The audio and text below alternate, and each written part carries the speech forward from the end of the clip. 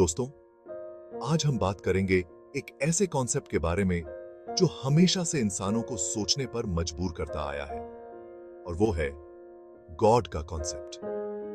हर culture और civilisation में एक हायर पावर का आइडिया, एक डिवाइन फोर्स का आइडिया हमारे बिलीव्स, वैल्यूज और जीने के तरीके को शेप करता आया है। इस वीडियो में हम एक्सप्लोर करेंगे गॉड के कॉन्सेप्ट को, देखेंगे अलग अलग पर्सपेक्टिव्स, रिलीजन, फिलॉसफी और कल्चर से। हमारा फोकस रहेगा इंडियन सबकॉन्टिनेंट पर, एक ऐसी जगह जहां स्पिरिचुअलिटी समाज के हर रेशे में बुनी हुई है। एंशिएंट वेदास से उपनिषद्स के फिलोसॉफिकल ट्रीटिसेस तक, बुद्धा की टीचिंग से इस्लाम और क्रिश्चियनिटी के आने तक, इंडिया हमेशा से स्पिरिचुअल थॉट का मेल्टिंग पॉट रहा है। इस एक्सप्लोरेशन का मकसद है डिवाइन के अलग अलग पहलुओं को समझना, वो भी ट्रेडिशंस के इस वाइब्रेंट टैपेस्ट्री में।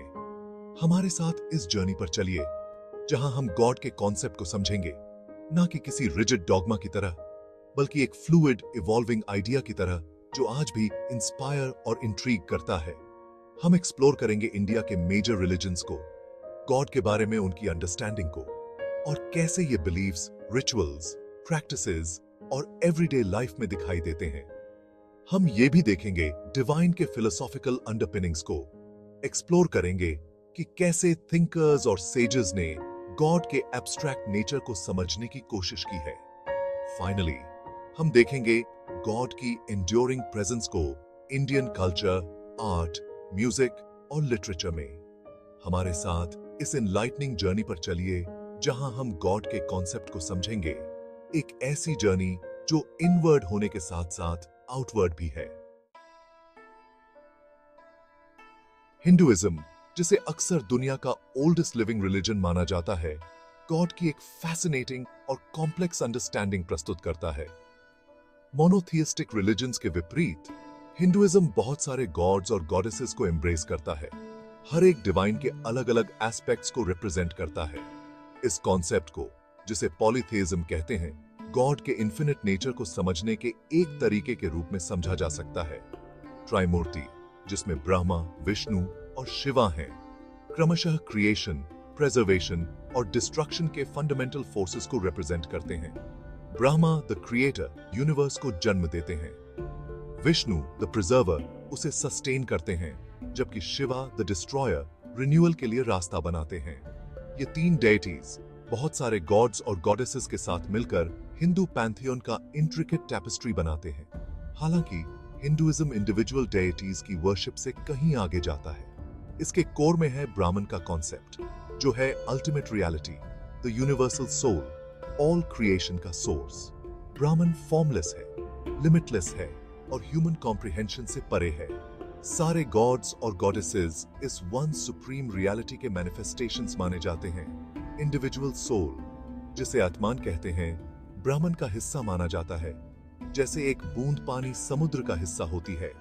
हिंदुइज्म में अल्टीमेट गोल है इस यूनिटी को रियलाइज करना, सेपरेशन के इल्यूजन से ऊपर उठकर डिवाइन के साथ मर्ज हो जाना। इस रियलाइजेशन को, जिसे मोक्षा या लिबरेशन कहते हैं, ह्यूमन लाइफ का अल्टीमेट गोल माना जाता है। बुद्धिज्म, जो 6th सेंचुरी BCE में इंडिया में ओरिजिनेट हुआ था, गॉड के कॉन्सेप्ट पर एक अलग पर्सपेक्टिव देता है। सिद्धार्था गौतमा, जिन्हें बाद में बुद्धा के नाम से जाना गया, ने इसकी स्थापना की थी। बुद्धिज्म एक क्रिएटर डेटी की वर्शिप करने के बजाय एनलाइटनमेंट के पाथ पर जोर देता है। बुद्धा ने खुद कभी गॉड को डिफाइन या डिस्क्राइब नहीं किया, बल्कि सफरिंग को कम करने के प्रैक्टिकल एस्पेक्ट्स पर फोकस किया। बुद्धिज्म का सेंटर है 4 नोबल ट्रूथ्स, जो सफरिंग के नेचर, उसके कारण, उसके सेसेशन और उसे ओवरकम करने के पाथ के बारे में बताते हैं।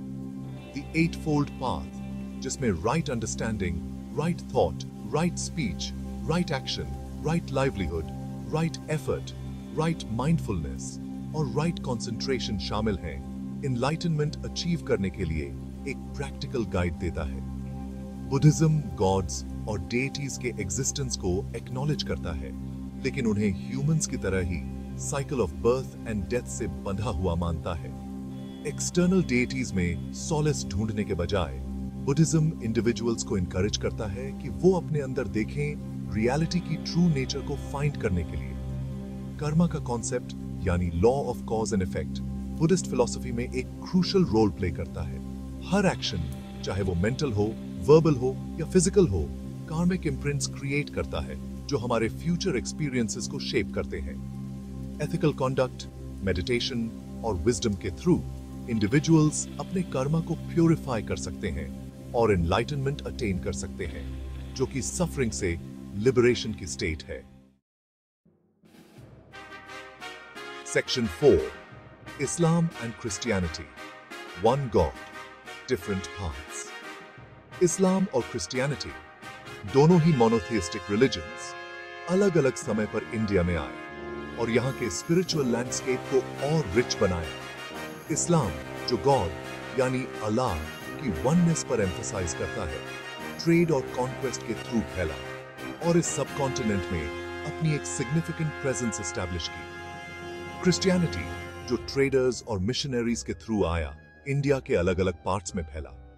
इस्लाम और क्रिश्चियनिटी दोनों ही एक गॉड में बिलीफ रखते हैं जो यूनिवर्स का क्रिएटर और सस्टेनर है। ये दोनों गॉड की विल के आगे सरेंडर करने और डिवाइन कमांडमेंट्स के हिसाब से जीने पर जोर देते हैं।